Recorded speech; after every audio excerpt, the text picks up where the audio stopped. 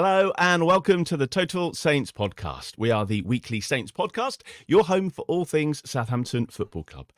This podcast is being live streamed on Facebook, Twitter, Twitch and YouTube, and our podcast is entirely supported by our loyal Patreon community. Without you, we couldn't make this show every week. And this week, it's a huge welcome to Michael Cavensham, who's joined us, and also Neil Dundridge, who've joined our Bobby Stokes tier.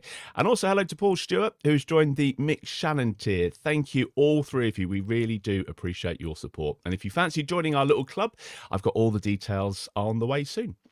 Coming up this week on the podcast, Saints left it late again, very late in fact, at Millwall, but it's another 3 points and a win on the road. Going to review that game for you. And ahead of another international break, West Brom visit St Mary's. Chris Hall from the Albion Analysis podcast is going to be joining us later to preview that one. My name's Martin Starke and I'm joined by our regular contributors. Steve Grant is the owner of SaintsWeb. Glen is the writer of the blog League One -10. And Alfie House is senior Southampton reporter for the Daily Echo.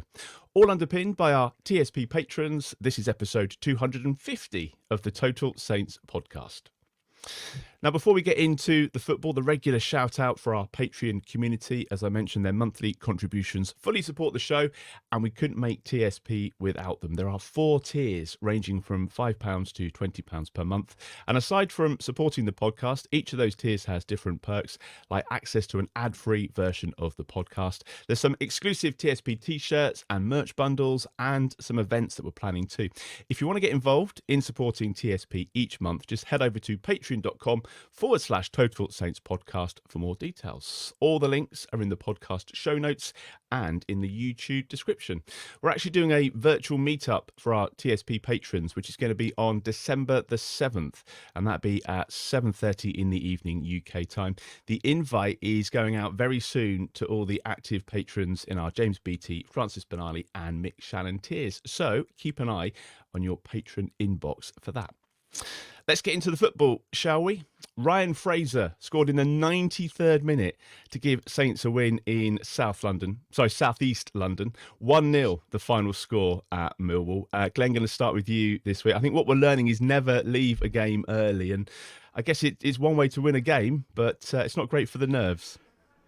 I think it's a total vindication of the Russell Martin style of football. You could see for the last half an hour that Millwall were blowing, and it was just a case of, you know, would we get the goal at the end of the day? And it was you can just imagine the Millwall players getting to 93, 94, thinking we've done it, we've got there, and then suddenly they haven't done it. So it was a beautiful thing and a great moment for all the fans that were there. It looks absolute pandemonium. So, tremendous stuff. The game as a whole, I would call it an interesting first half in that we were the better side. We're so good in the back 2/3 of the pitch, and then there was no goal threat again, and it was a little bit disappointing from that point of view. We had a couple of sort of half efforts that were kind of straight at the goalkeeper type things. Alcaraz had one, Stuart Armstrong had one. So actually that was quite a decent save by our old mate Bart. And Millwall somehow didn't score with that header from 3 yards from the set piece. I would have been very disappointed in Millwall if I was a fan of theirs, because they really didn't do anything much. They had set pieces and that was that. We got to half time at 0-0. We obviously needed to have more attacking threat in the second half, and we did, and we came out, and there were shots flying in from all over the place. Stuart Armstrong, Adam Armstrong, Suleimana brought a really good save out of Bart. It's funny, we get to the last 10 minutes. I'm never expecting a late goal, even though we've had a little bit of a habit of it now. I've never expect it. And you get 93, 94, and I'm still in the mode of settling for 0-0 myself. And then Ryan Fraser, who had done very little really since he came on, pops up to score again. So it turns what was a decent, if slightly frustrating performance into a brilliant one, getting that goal at the end. And And yeah, it would be nice to win games earlier, but it doesn't give us any time to throw it away. So That's the I'm strategy. not going to complain about it for a second. Brilliant. Steve, you were in that away end. What were the scenes like at the end? How was it? Yeah, it was good fun. Yeah, limbs and bodies flying all over the place. It was it was pretty manic. Yeah, I kind of echo what Glenn said in that it kind of almost feels inevitable that we're going to get these now. I mean, it's six goals after the 87th minute this season that have earned us 10 points on their own. And I think I read somewhere somebody actually had far more time than I did this weekend, and went back and checked. I think it's about 3.5 years, sort of before this season, where we'd actually managed to score 6 goals that late in games. So yeah, the difference in us coming strong at the end of games is just such a marked difference from what we've witnessed over the past 4 or 5 years or so, where we've always looked.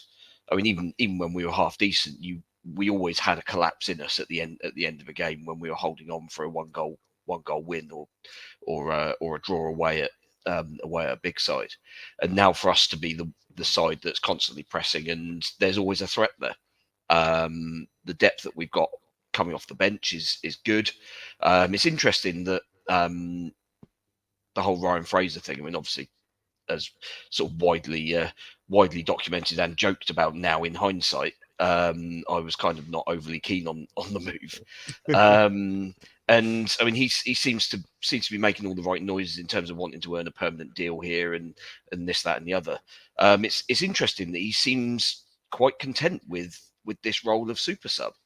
Like literally only playing maybe 15, 20 minutes a game, but coming on and making the difference. And I think that's the sort of thing, those are the sort of characters that you do actually need in a side where you've got a manager who does actually now know, I think, his strongest 11. And therefore it's going to take something fairly spectacular or injuries and suspensions to change that 11 sort of going forwards. Yeah, well, we'll get into Ryan Fraser a bit in just a minute, because there's a lot to talk about there and a lot to unpick.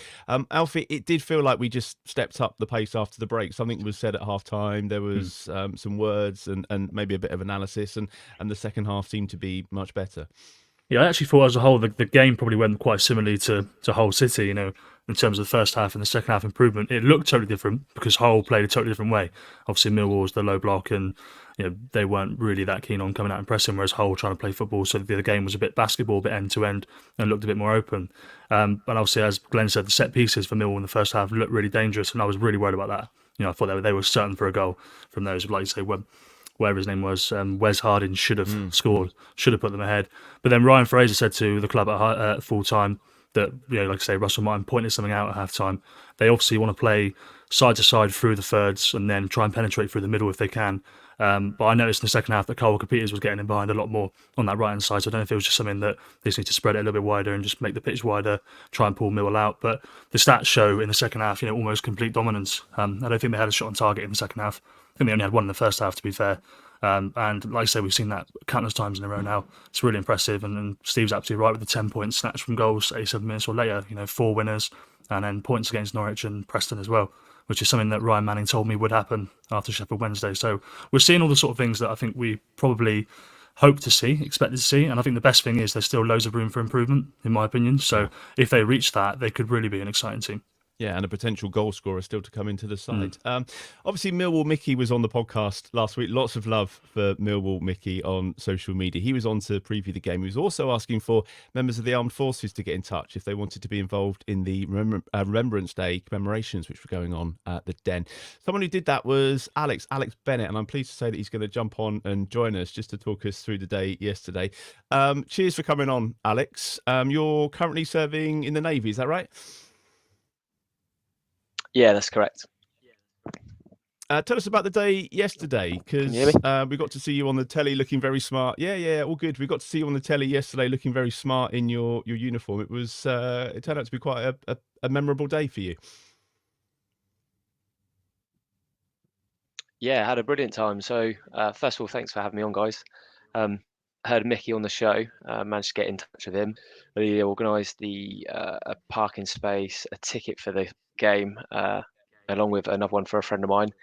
Managed to get us into the exec office, went down in my ceremonial uniform, collected some donations for the British Legion, which was really nice. Got to mingle with some of the Millwall fans who were adamant before the game that they were going to concede. If I'm honest, I was probably feeling much the same for us. So fortunately, I wasn't correct, and it turned out just be the 1-0. But yeah, really well looked after by the fans. Got to meet Russell Martin before the game. A few of the players, everyone seemed in pretty high spirits. Went onto the pitch, did the laying on the reef, held the last post, and then did a little march round to the away fans, and was quickly shuffled in to celebrate with the rest of the Southampton fans. So yeah, great experience. Had a fantastic day throughout. So yeah, I just want to say thank you to Mickey because he organised everything, really looked after us, got us in with the exec box, and I think we met the owners of the team as well of Millwall, met their managers, and everyone was fantastic. So not the rowdy bunch that I was expecting to meet when we went there. Alex, it's not the best connection, which may or may not be your end, but can I just ask your thoughts on the game? How did you think we played yesterday? What were your kind of takeaways, and what was that atmosphere like in the away end? Because you didn't have to watch it there, did you? You could have gone to the boxes again. Yeah, could have, but there was a good atmosphere amongst the Southampton fans. It was good. Got a season ticket, so I'm used to a bit more of a reserved Southampton crowd, should I say? So it's nice to be with the away fans, and we're bouncing from minute one. So yeah, it was a really good experience. And if it's good enough for James Beattie being in the way end, then it's good enough for us. What are your aspirations for the rest of the season, Alex? What are your thoughts, just quickly, on the manager and the team and how things are heading at the moment?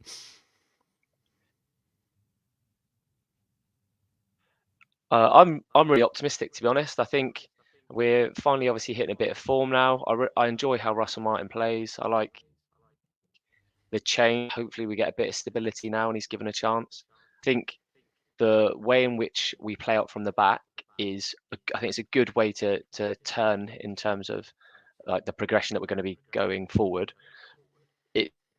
It's just getting the Southampton fans on side, and that kind of the nerves that are felt from then probably impact the team a bit more. So as long as we can get more fans on side and get St Mary's to be the encouraging environment it needs to be, I think we can really achieve. And I don't see why playoffs are a reasonable target for us to have, to be honest. Yeah, well, big game at the weekend. Alex, thank you for coming on. Thanks for yesterday as well. Thank you for answering Mickey's call, and enjoy the rest of the season. It's been great to have you on and to share that experience. So enjoy the rest of your weekend, Alex, who was there yesterday. A couple of other bits from the game, Glen. I mean, I think you said yesterday that Alcaraz, it was the Alcaraz from last season that was back in the second half. What did you mean by that?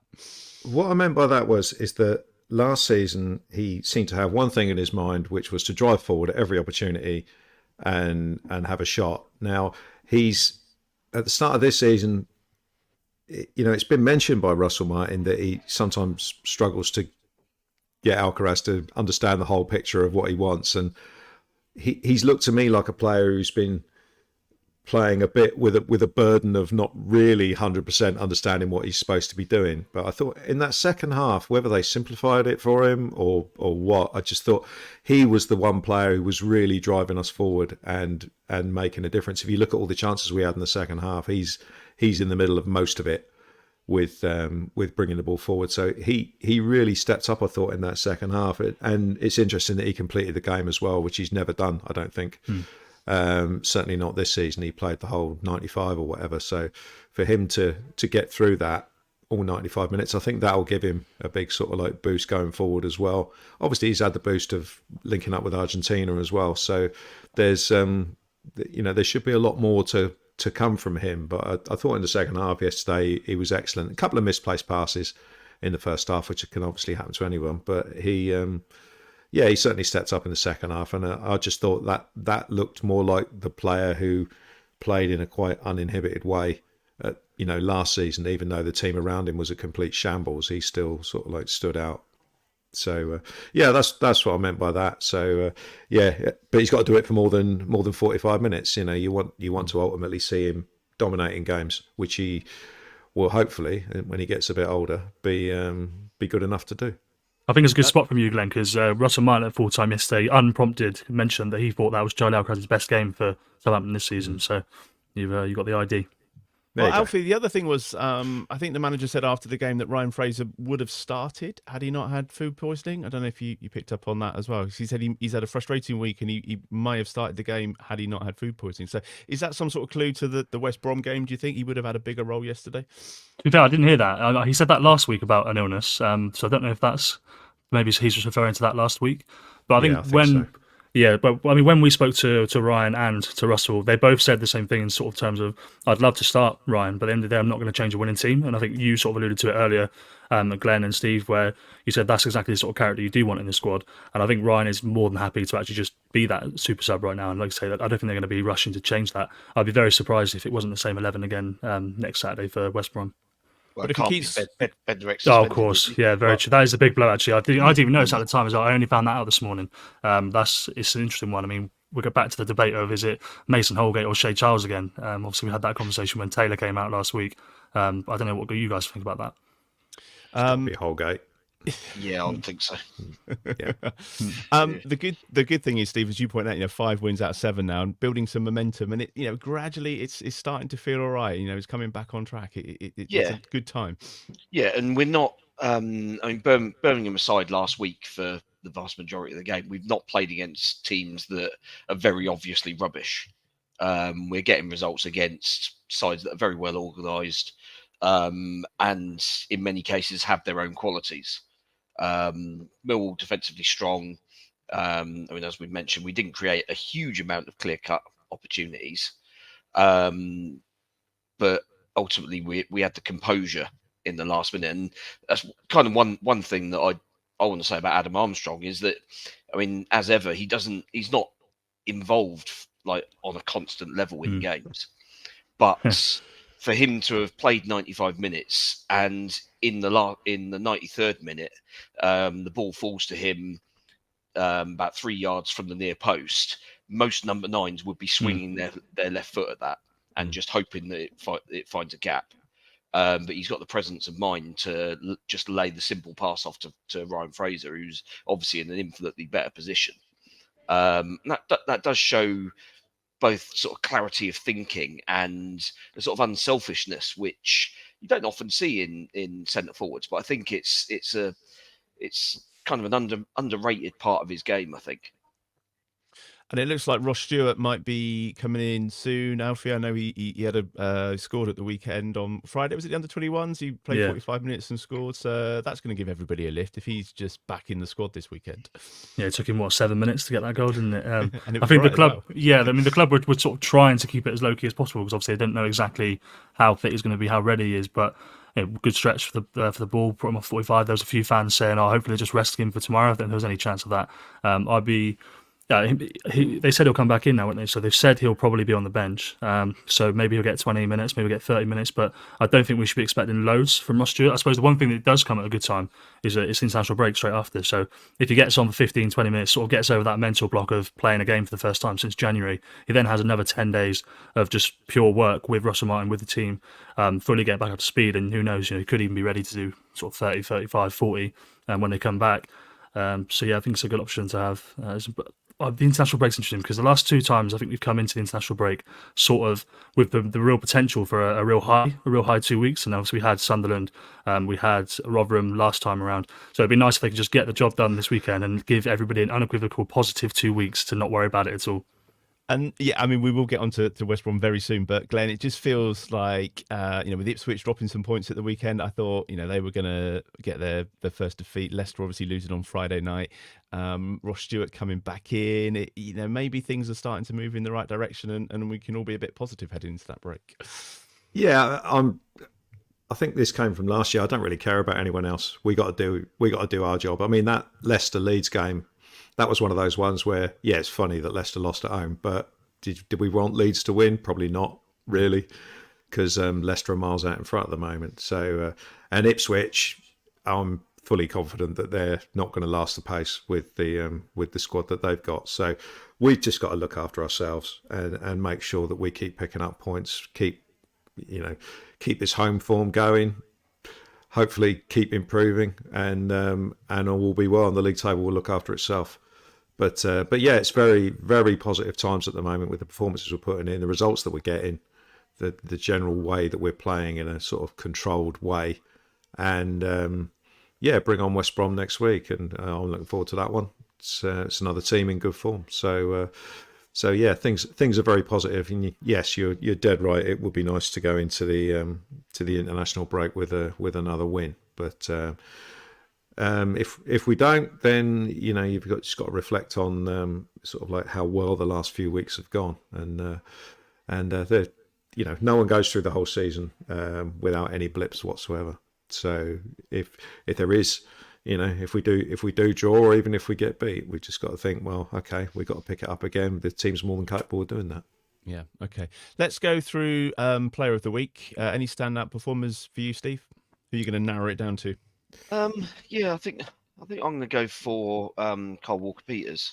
I think first half we didn't quite use him as much as we should.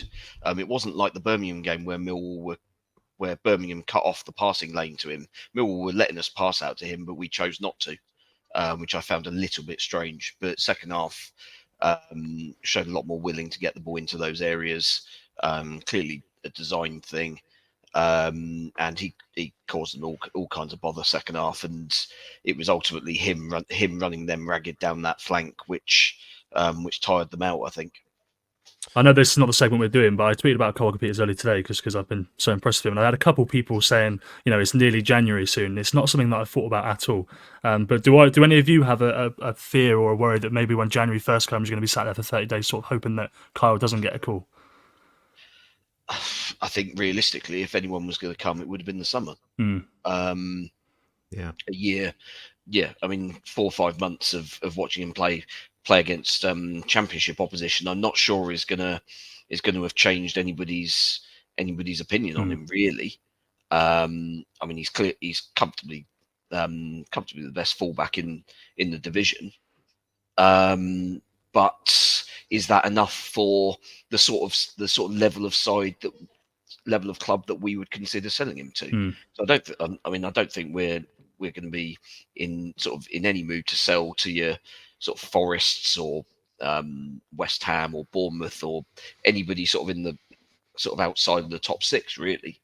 And are any of those big sides going to be coming in for him? I wouldn't have thought so. I think that if they're looking at fullback, they're looking to someone who can come in immediately and play at Champions League level.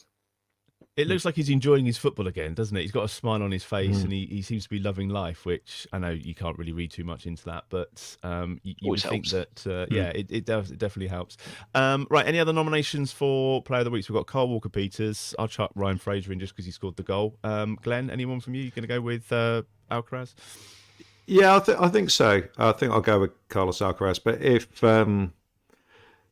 I could have it, if I could maybe nick a second one in there, I'd go for Jan Bednarek again, because I think he holds everything together. There was one particular moment I didn't mention earlier on where Harwood Bellis made a bit of a mistake, and Bednarek read that superbly and went across and snuffed it out. And that's kind of the role that he's playing now. He seems to be more of a leader at the back. And I know we've mentioned him before in that context, relatively recently, but it will be interesting to see how we replace him next week, not least because he plays the left-hand side as well, which I know Holgate doesn't prefer because he's very right-footed. So it'll be interesting to see what they do with that. But I think Bednarek could be a big loss next week. Any other names for the mix, Alfie? Chuck in I'll go for the other one. Stewart for Friday? And, no, I'll go for the other one. I'll go for Taylor Harwood-Bellis because I think similar to exactly what Glenn said, basically. But I think he did the same thing for Jan as well. I think they just both cover each other so well. And I think Taylor's particularly strong as well. I don't think he's the quickest player in the world, but he's really strong. Shielding. There was one moment actually where he shielded the ball out for about 10, 15 yards with about 4 players on his back. And I was pretty nervous about it, but he sees it through. So, yeah, that partnership is brilliant. I'm gutted that they won't be playing together against West Brom, but hopefully he can just come through that. Yeah, it's a shame. Hey, All right, talking about nerves, what about when Camaldine decided to do the nutmeg in his own penalty area? What was all that about? That was and Camaldine's then turned back and played it across the 6-yard box. Yeah. 40-yard pass. Marvellous. What was the atmosphere in the applauded by the ground like manager, when didn't he he? did that? Well, that's the thing. I think Camaldine was doing Actually, that right. as a response to the atmosphere in the ground, I think, because he got a little bit, didn't he, when he needed treatment, obviously, as we've sort of mentioned. So I think he really played up to that atmosphere, and it's a massive risk to take. And like I say, if I played that ball across the 6-yard box when I was playing, albeit I was terrible, I wouldn't have got the same reaction that Russell Martin gave him, which was a big round of applause on the sideline saying, "Well done, Camaldine." But yeah, I think good player. Right, we'll get that Player of the Week polled on our social media.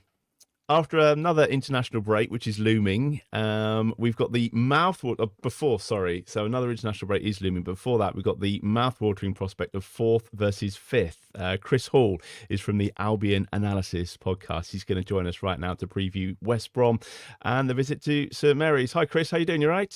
Yeah, not too bad. Yourself? Is this Chris and his dog? No, she's got fed up and gone over to the other sofa now. But she got bored of listening to us. I mean, fortunately, you're on the headphones, so she just got bored of the fact that I wasn't prepared to play ball with her, actually. But right, okay, I won't take it personally. Thanks for coming on. I mean, look, 3 wins in a row now. I mean, you've got to be happy with that, right? One defeat in 10, 7 clean sheets in the last 10 games. To be honest, since we had a bit of an iffy start to the season, and basically we're conceding 2 goals a game, and Cour came out after the Huddersfield game and pretty much laid down the gauntlet to the players and said, if you keep conceding 2 goals a game, you're not going to win many of them.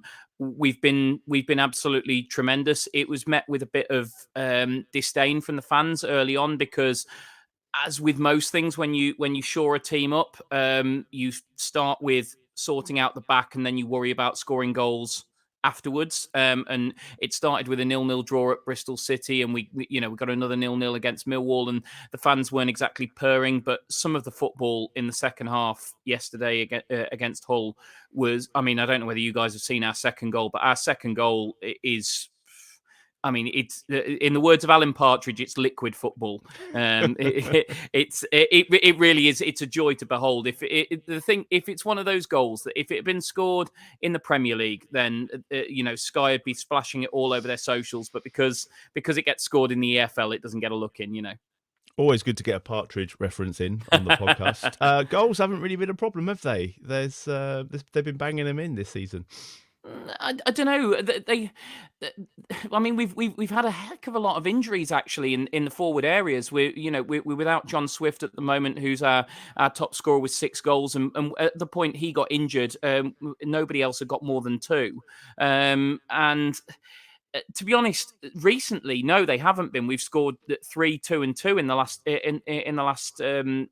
3 games. But if you actually look before that, we'd only scored more than 1 in the last 5, and probably our goal tally was slightly masked by a 4-0 win at Preston, which was extremely out of character for us. Make no bones about it, we're a pretty pragmatic side. Our success this season is built on the fact that we keep a lot of clean sheets. Like, we've kept the most clean sheets in the Championship. We've kept 7 clean sheets in the last 10.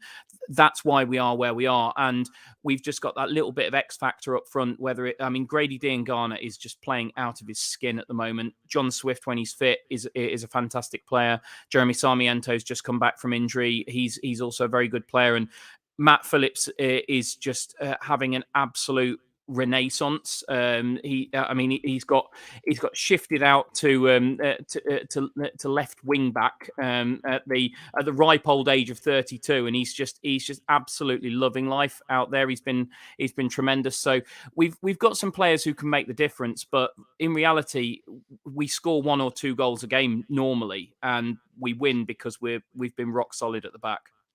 So what sort of a game are we expecting at St Mary's? You're going to be pressing from the front and trying to harass us out of the ball and possession? Or? I mean, we pressed Hull high up the field because we knew they wanted to play out from the back, and the first goal comes from us pressing the goalkeeper and pressing Jean-Michel Seri, and he makes a horrible mistake, passes it straight to Jed Wallace, and we score. And given the way you guys play, I would be surprised that if you're going to play out from the back, and I'd be surprised if we didn't try that. But the thing is, it just depends on whether it works or not, because we tried the same thing against Plymouth a few weeks back, and they got through our press really, really easily in the first half, and then Cour changed it at half time, because, to be honest, if Plymouth had a goal scorer worthy of the name, and this is not disrespectful to Plymouth, because I thought 90% of what they did, they were the best attacking team I've seen at the Hawthorns, but they just couldn't finish their chances because they didn't have anybody clinical on the end of them. And if they had, they would have probably gone in 2-3-0 up at half time, because they just exploded our press.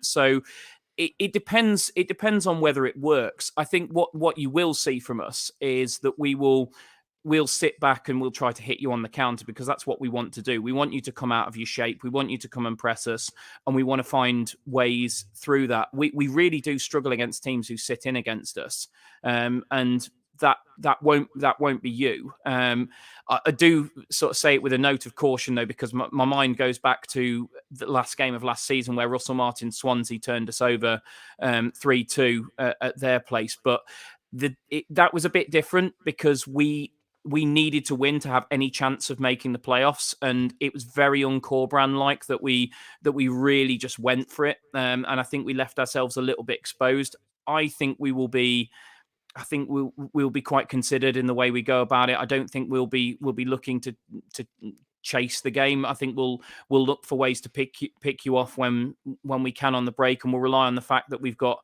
the pace and quality of somebody like Grady Diangana, maybe Sarmiento from the bench, Thomas Asante if he starts, but he's quite often started Wallace in the 9 away from home. So I don't expect us to come to play from minute 1, because we won't. I mean, last season, was it you were 3 points off the playoffs, weren't you? So have they strengthened? Is that what the aim is, the aspirations are for this season? So are you expecting top 6? No, nobody. Look, you've got to be real about where our club is. We are in massive trouble. We've got an owner who is desperate to sell. He's completely absent. We're under Chinese ownership. The guy has been to, I think, 2 games since he bought the club, which was 7 years ago. So, I mean, that's how much he gives us stuff about the football club he owns. He's putting no money in. In fact, he's taking money out. None of this has he repaid the loans yet? No, this is and this is not conjecture, by the way. So you don't have to worry about any legal writs or anything. It's all in the accounts. He's taken money out in the form of loans. He has made numerous promises of deadlines. The most recent of which was early 2023, this loan will be repaid. Now, we're sat here on the 5th of November. I think it's fair to say that we've passed early 2023 at this point. Yeah. So I don't think anybody has a realistic expectation that the money will be repaid to the club. The club has had to take out a loan from MSD Holdings, which a number of clubs. Yeah. I think you guys were one of them. Yeah. So you've got a fairly decent idea of the kind of interest rates that we're about to get hit with at the end of this season. So we're in massive trouble. We're in a situation where everyone was up for sale in the summer. So in answer to your question, no, we haven't strengthened. We brought in 2 frees, which were Pippa and Josh Mazza. Josh Mazza, unfortunately, has had an injury that's going to keep him out till the other side of the international break. Pippa has played a few games, and then Sarmiento's coming on loan from Brighton. Other than that, we've let players go on frees. We sold Dara O'Shea for £7 million to Burnley to kind of just keep the wolves from the door, as it were, a little bit. And everyone was up for sale in the summer. But fair play to our newly installed chief executive, Mark Miles, which, by the way, Ron Gourlay walked away from the club, the chief executive, didn't really give too much detail of why. I would imagine, and he certainly hasn't said anything since. I would be surprised he wasn't under an NDA. And he was not replaced. He was replaced from within the club, which again, Mark Miles is very experienced in the club, but he's come through as facilities manager. So he's not an experienced chief executive. You can see we're doing everything on the cheap. But to be fair to Mark Miles, he dug his heels in the summer, and he said that basically said that clubs were viewing us like a bargain bucket, and thought that they could pick up cheap players, and that we weren't going to sell anybody for less than their market value. Offers didn't come in of what he considered to be market value, so he didn't sell. But if we're not sold by January, we're not going to be in such a strong negotiating position. People like Grady Dean Garner, if offers come in for them, we're probably going to have to sell. So we haven't strengthened. I think in the summer, I think a lot of the aspiration from Albion fans was, don't get embroiled in a relegation battle, because we didn't know what players we were going to have come the 1st of September. We had a completely absent ownership. We didn't know whether the manager was going to go because Leeds spent ages before appointing their manager, and there was a lot of rumours that Cour was going to go there. We honestly didn't. We were in such an uncertain position. So to find ourselves at this stage of the season, after a third of the season, in 5th with the kind of results that we've had, all it goes to show is that Carlos Cour, and I don't mean it's any disrespectfully to Kieran McKenna or any of the other managers who are doing a great job, Carlos Cour is comfortably the best manager in this league, because he took over a team that were rock bottom of the league on the 1st of November 2022, and he took us to, as you quite rightly say, within one result of the playoffs last season, and then with still having to sell players and zero money to spend, he has took us into 5th after a third of this season. There is nobody else who could have done this job. He is staggering. He's the best thing about our football club by a mile. It is quite remarkable, given everything that you've just highlighted, that this is 4th versus 5th in the league. Steve, is this going to be the first sort of proper challenge that you were talking about earlier on? We were talking about the opposition. This is going to be potentially quite a tough game.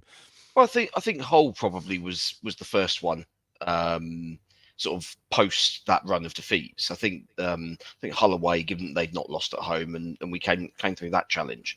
I think the big thing with this one is that I think everyone goes into this game knowing that West Brom are a decent side. I mean, we're 15 games into the season now, and they're 5th. So you don't end up in that position 15 games into the season by fluke. So I think everyone's going to have a good idea that it's not going to be an easy game on Saturday. It's not like the Rotherham game of a month or so ago, where everyone turns up and expects us to roll them over easily. So I'd like to think that the atmosphere will reflect that, and it'll be supportive. And it, in fairness, it has been the last few games. The Birmingham game, for the most part, the atmosphere was excellent, and it's one of those where if we get a fast start, then I mean you've kind of pretty much guaranteed getting the fans on side. But I mean, as we've seen, the previous 3 or 4 years, our home record has been abysmal. So it's been one of those situations where a lot of people do genuinely look for the first thing to criticise. But if we're looking like we kind of know what we're doing on Saturday, then yeah, I think we've got a good chance. But it is a test, certainly. Not one I expect us to. Certainly don't expect us to roll them over sort of easily. But it's interesting where they kind of do play this free flowing football at times. That goal yesterday kind of bearing that out. That sort of thing is something that Russell Martin will look at and think, oh yeah, this is something that we can exploit. If they want to play that way, that creates openings for us. But Steve, just on that, we play it on the break. I mean, don't it's not. That's why it's so difficult to exploit, because we only break the shape when you break yours. So you look at that second goal yesterday. Where that comes from is Hull being right on the edge of our penalty area. The play breaks down, and we very quickly get the ball into midfield, and basically their left fullback has gone right up the field, and he's left acres for Grady Dean Garner to go into, and we basically exploit the hole that he's left. I mean, I understand what you're saying, but I mean, having watched quite a lot of Carlos Cour football, I would, the best way, not wanting to give you the playbook on how to beat us, but the best way to beat us is to you've got to get overloads into areas, and you're not going to beat us by pulling us by basically sitting off us and waiting for us to break shape, because we're just not going to do that. And as I say, when we play this free flowing football, what we do it at pace when the other team is overcommitted. We're an extremely intelligent team in terms of knowing when the opposition have given us a chance to hit them on the break. Glenn, I just want to get your thoughts on this, because when Chris was talking earlier, I was thinking, well, this is going to be a high-scoring game. This is going to be all right, maybe a couple of mistakes. And now I'm starting to think, actually, it's going to be more like a game of chess, and someone's going to nick it 1-0. Well, the only way it will be, a free-flowing, exciting game is probably if we score early, and that will force West Brom to come out a little bit, because you can only sit in your shape for so long if you're behind. You have to eventually start taking risks. So it'll be an interesting game, certainly from a tactical point of view. Do you say West Brom play with wing backs usually? So 3 central defenders and... Away from home, yeah, we do. Yeah. We played with a 4 at home against Hull. Glenn, just to give you a bit of context, though, I mean, I don't know how much interest you guys pay to XG, but our XG against none. None. Well, it's just interesting because it gives you an idea of how many chances teams actually create against us. Our XG our non-penalty XG against in the last 7 games has been 0.4 against Preston, 0.2 against Sheffield Wednesday, 0.8 against Birmingham, 0.4 against Plymouth, 0.2 against QPR, 1.8 against Coventry, who really did cause us problems, and then 0.4 against Hull. That's how little we give away. All those teams are crap. We're not. Sheffield Wednesday. I'm surprised Sheffield Wednesday managed 0.2, to be honest. Yeah, so was I. It was a pot shot from 20 yards. Yeah. I mean, but on the other side of things, we've played Leeds at home recently, who are one of the best sides in the league, and smashed them 3 goals in the first half. Birmingham did the same. So. Yeah, I mean, at home we seem to be coming out the traps fairly fast now, so I would anticipate us trying to do that straight away. And if West Brom are sitting in, that may play into our hands in the first sort of like 10 minutes or so. But the game will play out. Goals will massively change the way this game is going to play out. When you get any team at St Mary's that wants to sit in, the first goal is always crucial. Obviously, if West Brom get the first goal, then they'll sit in even more, and it could be a frustrating game. So I see this, based on what you've said, very much depending on who gets the first goal. And if it 0-0 deep into the second half, it could just be decided on a mistake. And but I think we'll try and play. We were very susceptible to the counter attack earlier on in the season. We didn't have any sort of structure in place when we lost the ball high up the pitch, or we lost the ball when there were sort of 4 or 5 players in front of the ball.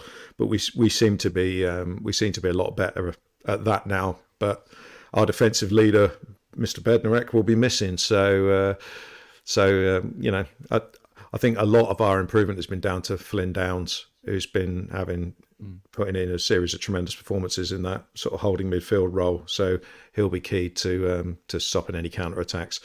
And we are very cynical as well when it comes to stopping counter attacks. We're quite adept at the tactical foul. Hence Bednarek being suspended. Hence why we've got so many players on 4 bookings. So yeah.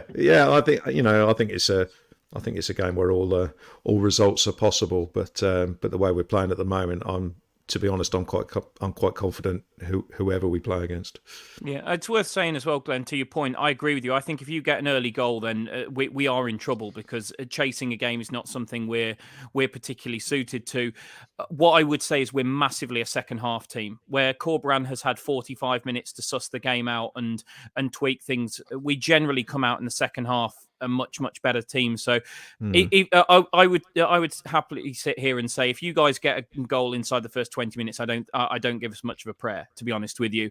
I think if we get in at half time 0-0 or better, I really fancy us. First 15 minutes of the second half will be our problem. Yeah, well, we've had all this, haven't we? And then obviously, Alfie, we're going to get a goal in the 93rd, 94th, 95th minute. I don't think anybody's going to be leaving early at the weekend. What are your thoughts ahead of this one? Yeah, I mean, I think Glen actually summed it up really well. There's probably not too much more to add. I mean, it's interesting that Chris says there that West Brom are a second half team because so are Southampton very much. So I think what we might see is turn up at half time. Yeah, it's been a dreadful first half with no quality at all. Maybe a 3-3 draw by the end. But yeah, Jan Bednarek is going to be, based on what you said, Chris, I think Jan Bennett will actually be a big miss because, like Glenn said, he is the organiser. And when it comes to stopping those counter-attacks, he's the one that I trust to be vocal and to be the man. But I think Flynn will have to step up in a slightly different role. I still see Southampton to edge this one, to be fair. I think they'll come for it. And I think what we will have is the supporters will be behind the team the entire way. While St Mary's hasn't always been the best atmosphere in the world, I think they're given the 7 matches unbeaten and the late goals. Like you said, no one's going to be leaving early. There's going to be none of that. I think people will be expecting a breakthrough and therefore they'll be behind the team, and that will hopefully, the positive energy will see something come through. All right. Well, you always finish, Chris, with the score prediction. So I'm going to come to you in just a moment and get a prediction. For the record, I think only one person got it right last week. So, Steve, score prediction from you first, please. Why not go for a rare clean sheet at home? Wonders would never cease. Another 1-0. Okay, that'll be right. Glenn? Yeah, I was going to say exactly the same as Steve, and this time I won't change my mind. I'll go with the same. Very tight game, but 1-0. And Alfie? I'll go with the 2-1 option because of the Sans Bednarek situation. The 2-1 win? Yes, obviously. Yeah, okay. Well, I'm going to play like that. If we all get a win, and then it doesn't really help with the points, does it? So I'm going to go for a defeat, actually. I think I'm going to go for a 2-1 defeat. Chris, score prediction from you. How do you see this one playing out? I mean, look, I'll go a 2-1 Albion win because after our recent run of form, I have to be optimistic. We've got the monkey off our back as well away from home. We hadn't won for ages away from home. We've won 2 of the last 3. But I would absolutely not be shocked if it was 2-1 the other way. Nobody blows us away, and we don't blow anyone away. All our games are reasonably tight. So I don't think it will be one-sided in either direction, and to be honest, it's a flip of a coin. I think whoever gets the first goal will win it. Let's put it that way. Okay, brilliant. Chris, thank you so much. That was really useful, and enjoy the game at the weekend, and we'll catch up before we play next, if that's all right. Absolutely. Looking forward to it, guys. Nice one. Cheers, Chris. Thanks for coming on. No problem. There was another game today for the women's team, Steve. They were back after the international break and a win, which is good. Yep, 2-1 win at home to Sheffield United, back at St Mary's after the previous pitch troubles. Yeah, Sheffield United, I think, 3rd or 4th from bottom, so we were massive favourites going into this one. Seemed to make a little bit of hard work of it second half, but another 3 points on the board. I think we're 3 behind Sunderland, who have now caught up their game in hand. Sunderland and Charlton, isn't it, at the top, I think? Yes. Yeah, I think we play Charlton next week. So yeah, big game, that one. Brilliant. That's pretty much it for this week's episode. Don't forget you can follow Total Saints Podcast on Facebook and Twitter. If you want to look us up, it's at Total Saints Pod. We're also on Instagram and Threads, where it's at Total Saints Podcast. And as you'll know, if you're watching this live on a Sunday evening, we always stream TSP every week to Facebook, Twitter, Twitch and YouTube. We do like hearing from you as well. So if you've got any thoughts, you can always drop us a DM, or you can get in touch and send us an email via the website if you've got anything to get off your chest or share. You'll also find us on Patreon. That's where you can support the podcast with that monthly contribution.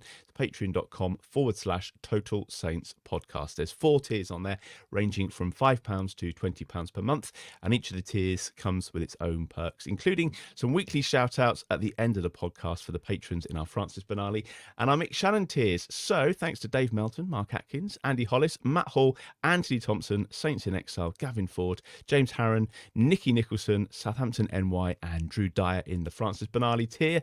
And also thanks to Steve, thank you to Glenn, thank you to Alfie, thank you for watching, thank you for listening, and we'll see you again next week.